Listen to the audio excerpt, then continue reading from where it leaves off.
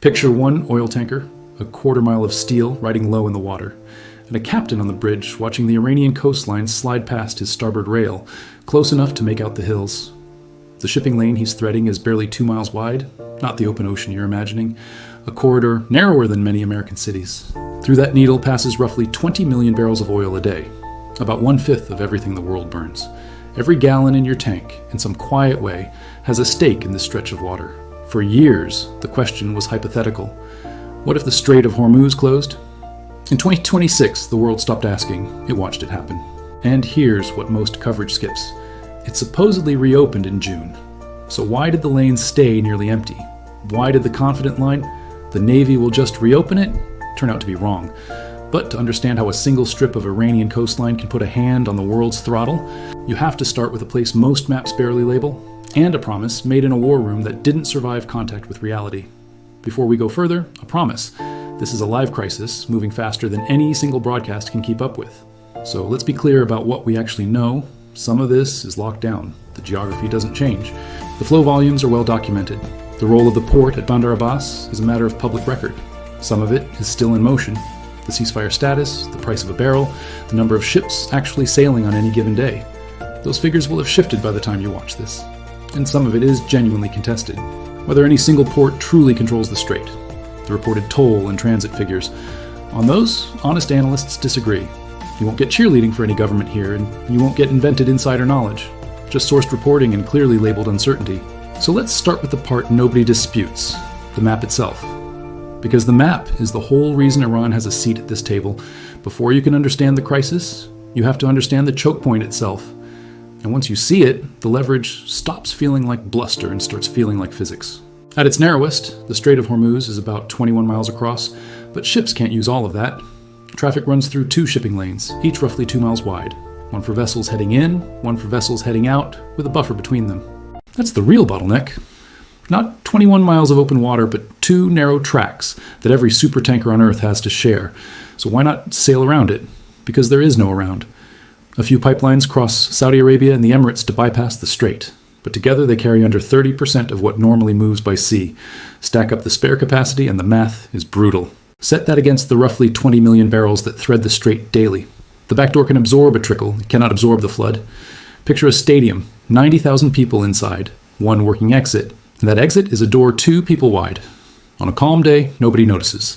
The moment there's a reason to leave, the door becomes the only thing that matters. That door is Hormuz. Here's why a regional fight becomes everyone's fight.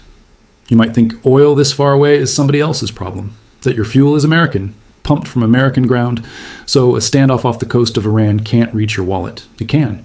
Oil isn't a set of separate national buckets. It's one global pool. Price is set across that entire pool at once.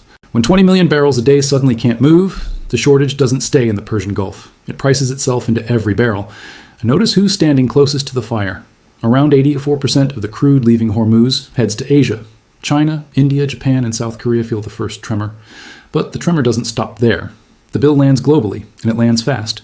That's the part geography decides all on its own. The strip of water writes the script. But geography loads the gun. It doesn't pull the trigger. A gun on a table hurts no one. The question is, whose hand is on it? And that hand has an address. So let's answer the question in the title honestly, because the honest answer is more interesting than the headline. Bandar Abbas is not just a port.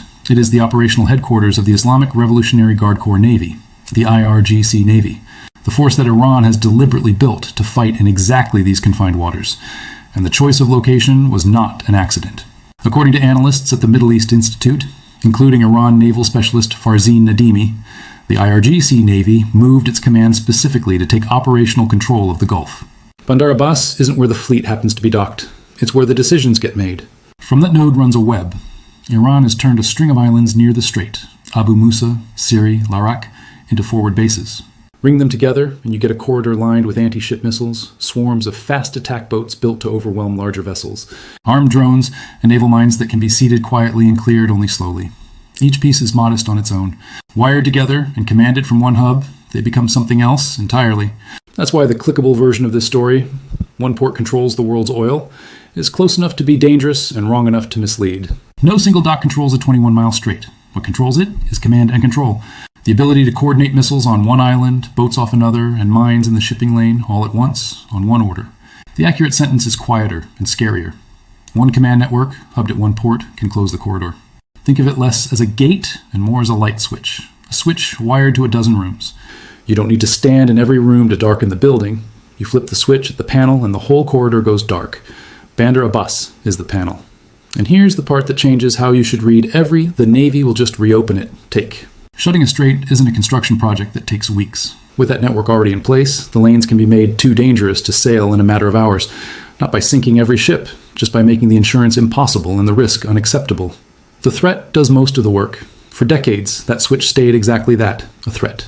Leverage everyone assumed would never actually be used because the cost would be insane. To Iran's own economy, to its oil sales, to its relationships with the Asian buyers, it depends on. The whole system rested on a bet that no one would ever really flip it. On February 28, 2026, we found out what insane looks like. For years, what if it closes was a thought experiment. On February 28th, it became a headline. American and Israeli strikes hit Iranian targets, and the response came fast. Within days, around March 4th, Tehran declared the Strait of Hormuz closed, not as a warning about the future, but as a present tense fact. And this time the words came with steel behind them. Iran began warning merchant ships out of the lanes, then started attacking the ones that stayed. The effect on traffic was immediate and measurable. Tanker transits fell by roughly 70%, almost overnight, and then kept sliding towards zero as owners refused to send a $250 million vessel and its crew into a shooting gallery. The 2-mile lanes didn't need to be physically blocked. They just needed to be too dangerous to enter, and they were. The price told the rest of the story. On March 8th, Brent crude broke $100 a barrel for the first time in 4 years. Reporting suggests it spiked further from there, peaking somewhere near 126, though the exact top varies by source, so hold that figure loosely. The direction is what matters. By most measures, this was the largest energy supply shock the world had absorbed since the oil crises of the 1970s. Remember the stadium door 2 people wide? This was worse. Someone didn't just close that exit. They welded it shut, then stood in front of it and charged admission to leave. That's what a closed strait does to oil. The barrels still exist. The demand still exists. But the path between them is severed, and the price of everything downstream lurches to reflect it. This is the moment the abstract map turns into something you actually feel. A line on a chart becomes a number on a fuel pump. A naval standoff becomes a factory in Ohio, waiting on a shipment that isn't coming. A shipping contract nobody will underwrite. A global trading system suddenly holding its breath. The distance between the Persian Gulf and your daily life, which felt enormous, collapses to nothing. And it collapsed against a specific assumption. The comfortable pre-war logic said Iran would never dare. That the regime needed its own oil exports too badly. That self-strangulation made no sense. That logic wasn't stupid. It was just wrong about how a cornered government weighs its options. When the strikes came, Iran didn't hesitate. It reached for the switch it had spent decades wiring, and it flipped it. The president's own Joint Chiefs had warned him this could happen. He'd waved it off. Iran would fold, and if it didn't, the Navy would pry the door back open in days. Here's the part most coverage skips. It didn't. Here's the idea that trips up almost everyone, including the people who were supposed to know better. A strait can be declared open and still sit empty. Open is a legal word. Usable is a physical one. They are not the same thing, and the gap between them is where this whole crisis lives. Start with what the United States actually did. Rather than simply forcing the strait back open, Washington added its own pressure. Around April 13th, it imposed a blockade on Iranian ports. Now there were 2 blockades stacked on top of each other. Iran choking the strait, the US choking Iran's own coast. A dual blockade. 2 hands on the same throat, and the shipping lanes caught in between. Then came the paper fix. On June 17th, a memorandum of understanding reopened the strait, at least officially. And here is the number that tells the truth. In the 18 days that followed, roughly 513 ships crossed. That sounds like a lot until you do the division. About 28 vessels a day against something closer to 100 a day before the war. The door was unlocked. Almost nobody walked through it. Why not? Because the central shipping channel is believed to be mined. Clearing mines is slow, dangerous, and never fully trusted once it's done. So the ships that did sail were pushed toward narrower, contested corridors, closer to Iranian guns, where a single miscalculation could sink them. On top of the physical risk sat a political one. Iran began demanding transit fees to pass, treating the strait like a toll booth it owned. The US flatly rejected that, insisting Hormuz is a free international waterway open to all. So a captain weighing the crossing faced not just mines, but a legal fight he could get caught in the middle of. Picture it plainly. You can unlock the gate to a minefield. That doesn't make anyone eager to stroll across. The lock was never the thing keeping them out. The mines were. The fear was.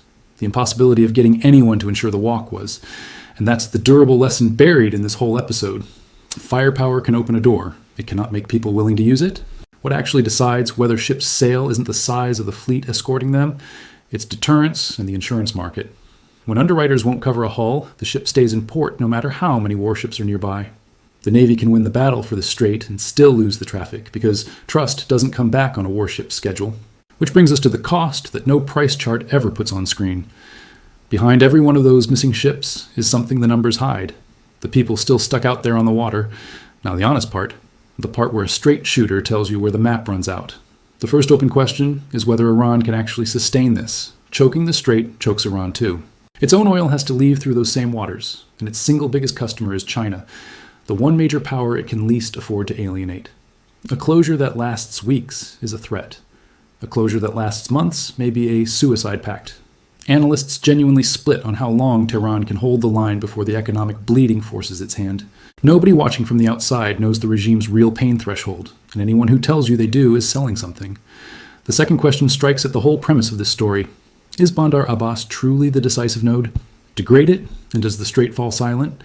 Or does the command simply shift to another base, another bunker, another island? Kill a headquarters and you may just scatter the network you were trying to break. Serious people disagree, and the honest answer is that we don't yet know how resilient that web really is. Then there are the items still in motion as you watch this. The ceasefire status could hold or collapse between the writing and the viewing. The reports of transit tolls running past $1 million a ship, striking if true but not confirmed. It is exactly the kind of figure that gets inflated in the retelling. Treat it as a claim, not a fact. Here's the thing worth saying plainly. We are reading this game from the stands, not the locker room. We can see the scoreboard and the formations. We cannot see the plays being called in the huddle. Cable news will hand you certainty because certainty holds an audience. The fog of an ongoing conflict doesn't lift on a broadcast schedule. Strip away the strategy and the price charts, though, and one number cuts through all of it. The number of people simply trapped. Zoom all the way in past the price charts and the strategy, and you find the people the maps never mention. At the peak, the IMO reported roughly 20,000 mariners and 2,000 ships stranded inside the Gulf. These were vessels that couldn't safely leave and couldn't safely stay. By early July, the crisis had eased, but only somewhat. About 6,000 seafarers still couldn't get out. 6,000 people sitting on steel in contested water. They were waiting on decisions made in capitals thousands of miles away. And this wasn't waiting in comfort. The record includes an LNG tanker whose engine room caught fire, crews forced to abandon ship, and sailors who did not make it home. These are not abstractions. Each one is a name, a family, a phone that stopped ringing. Here is what makes it land hardest. Most of these mariners come from countries with no stake in this fight whatsoever. They didn't vote for any of it. They aren't citizens of the powers trading blows. They signed onto a merchant ship to earn a living and send money home, and they woke up cargo in someone else's war. Never forget. Picture the whole crisis as that stadium hallway again. The world's governments stood in the doorway, arguing over who had the right to open it. And the entire time, thousands of ordinary people sat in the hallway behind them, running low on food, fuel, medicine, and answers. That's the true face of a choke point, not a line on a map, 6,000 human beings. So let's pull it all back together. The map, the switch, the shock, and the people, and answer the question the title actually asked. First, how can one strip of coastline hold that much leverage? Now, you know it was never bluster. It was geography. 2 lanes, 2 miles wide, a stadium with one narrow door, and nowhere near enough pipeline to carry the crowd out the back. The power was written into the map long before anyone reached for the switch. Second, if it reopened in June, why did the lanes stay nearly empty? Because a decree doesn't move a ship. Mines do. Fear does. Insurance does. 28 vessels a day where there used to be 100. That's the sound of a strait that's open on paper and closed in every way. Third, why did the Navy will just reopen it turn out to be wrong? Because firepower can unlock a door, but it can't force anyone to walk through a mined channel with no underwriter behind them. You cannot shoot your way out of a collapsed insurance market. That was the lesson hiding in plain sight the whole time. And the honest caveat we promised at the start still stands. As of this recording, the situation remained fragile. It may well have shifted by the time you're watching. Check current reporting before you treat any moving pieces as settled. In February, the world believed Iran would never dare. By July, it knew better, and it knew reopening the door was the easy part. Which leaves one question, the one worth arguing about in the comments, because even the experts can't agree on it. So think back to that captain on the bridge, the Iranian hills sliding past his starboard rail. Where is he today? Is he sailing freely, the way he did before all this? Is he paying a toll to pass through water no one agrees Iran owns? Or is he still out there, anchored and waiting, one of the 6,000? The honest answer is that it depends on the week you ask, and that uncertainty points to the real question worth arguing about. If the strait can be shut in an afternoon but takes months to truly reopen, then where does the actual power lie? In Tehran, with the hand on the switch? Or in the insurance underwriters and shippers who decide if the crossing is worth the risk? Tell us where you think the real control sits. And if you know someone who'd argue the other side, send this their way.